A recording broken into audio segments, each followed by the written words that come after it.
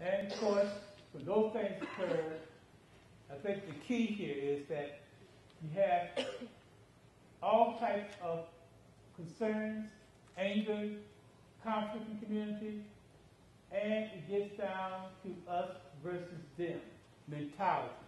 And that's what's happening. Community against law enforcement. Keep in mind, it may not be everybody in the community. It's those few who squeak the loudest that brings the attention. So that's who you're dealing with. That's who you're dealing with.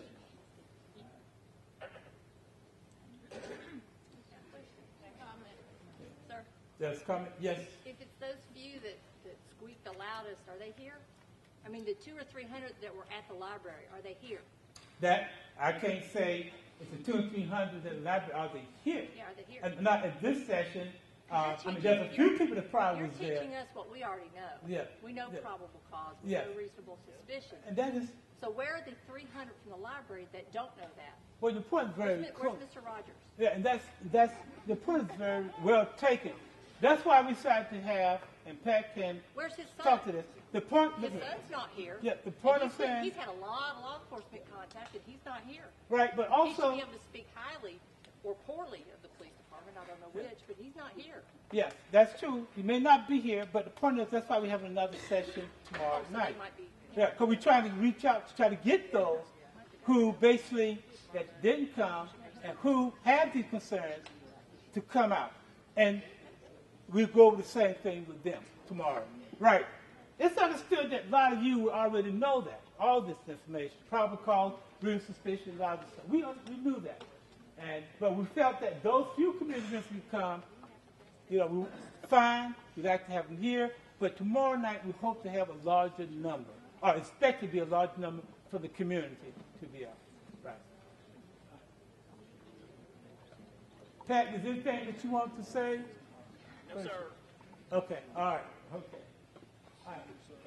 As we talk about anger and us versus them, it basically creates a conflict cycle that probably looks like this, that you constantly go through all the time. Every little incident, every something that may happen, that may be, not to say maybe, but somebody make a major incident out of it. And you simply continue to flow in this type of cycle here. That one incident occurs, you have to contain or suppress it, contain it. There's some type of form of engagement, then form of conciliation, and it goes on to some form of resolution, then prevention, intervention, then something that's happened, you go back through this thing constantly over and over again. And I know you get tired of going through that. But it happens. From the community standpoint, this cycle continues to occur when something occurs. It may get quiet for a while. The next thing you know, something will happen. And there's the perception that law enforcement may have done something wrong. And then there's outcry from community leaders. The question is how you respond. Yes. What makes me curious is, I kind of liken this to kind of like yelling fire in the theater. If you draw attention to yourself, then why are you confused when I show you that attention? Police officers don't just go out picking on people. They're out. They've got a very specific set of things that they look for about causing potential trouble. Now, if you get a tattoo etched all across the broad of your chest that says Thug Life, why are you acting confused that I'm paying you a little more attention and treating you any differently than I would treat somebody else? If you're collecting about 3 or 4 on a street corner and you're all wearing what is recognized and socially known to be drug clothing, bandanas, rolled up pants legs and stuff, if you're intentionally drawing attention to yourself, why are you surprised when I stop and ask you questions about why are you there and what are you doing? If you're throwing gang signs, why are you confused when I notice that and stop? and ask you, what are you saying and why are you saying it here? If you're running into a quick stop in the dark of the night, drawing attention to yourself, why are you confused when I, as a police officer doing my job, notice this like I'm supposed to and stop to investigate it? Why do you react as if I've done something wrong when you drew the attention to yourself in the first place? Attention that any, not just a police officer, any reasonable law-abiding citizen in this community would understand to be that was something unusual that needed to be checked out. Why the hue and cry that I have violated your rights by even stopping to talk to you when you did something to draw my attention to you? I didn't go out looking for you. I didn't tell you to put thug life across your chest. I didn't tell you to wear that bandana. You chose to do that. But I did choose to react to it and act responsibly and check it out like I'm supposed to. Well, that's a lot of community. Matter of fact, before I say my comment, is anyone from the community that could address this gentleman's question? Yes, go ahead. For everything he just stated, I applaud him for doing. That's what we want this police department to do. The question that we brought to the city manager and the police chief is the disparities between stops and searches, consent searches, and why the consent searches were done 4 times as many in the black community as it was in the white community. That's basically the only thing that we were concerned about was the disparity between stops of blacks versus whites in Fayetteville. But what he just stated, that's what we want them to do.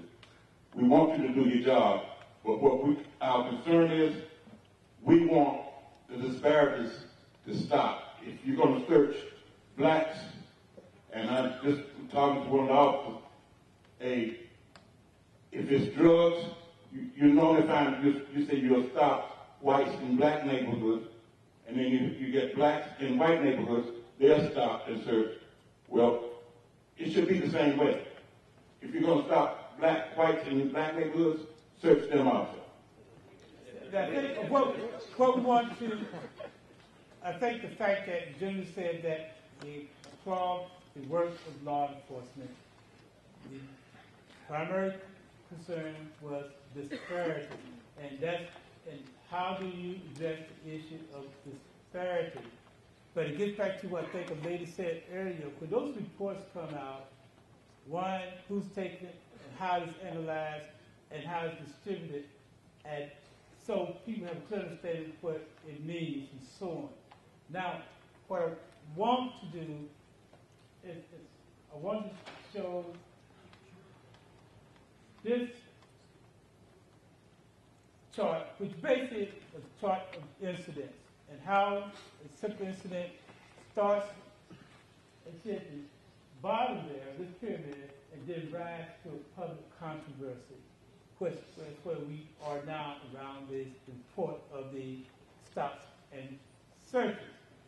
I think, as the lady said earlier, and also said, people that probably need to be in this room right now are not here. We hope to get them into the community and to be tonight and tomorrow night, so we can go over this information, help them understand legal basis, legal suspicion and probable cause, and some of the other things that we talk about. But nevertheless, the fact is there are some concerns, and the question is how you go about addressing those concerns, and that's the key.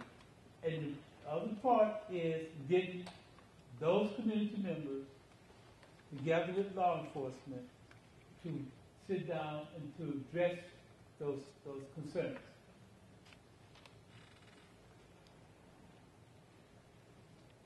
I think we don't need to go too much over the impact of racial profiling allegations. I think that we pretty much covered that, and we pretty much have experienced or seen what has happened and the impact it has, if those allegations that are made, some are not, some may be valid, some may not be valid, but still, regardless, it creates some type of conflict.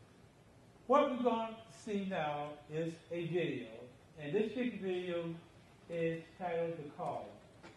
The call in the video is pretty much interactive by the audience. What would happen, you see a scenario, and then ask you how you want to respond.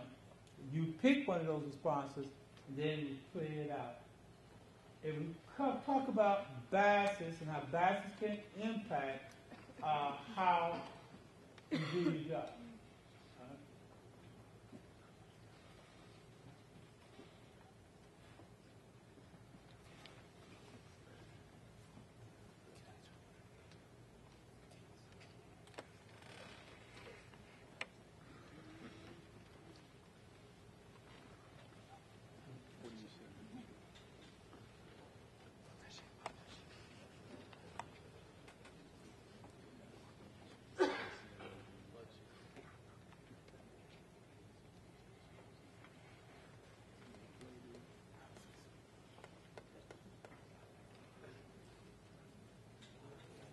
Excuse me.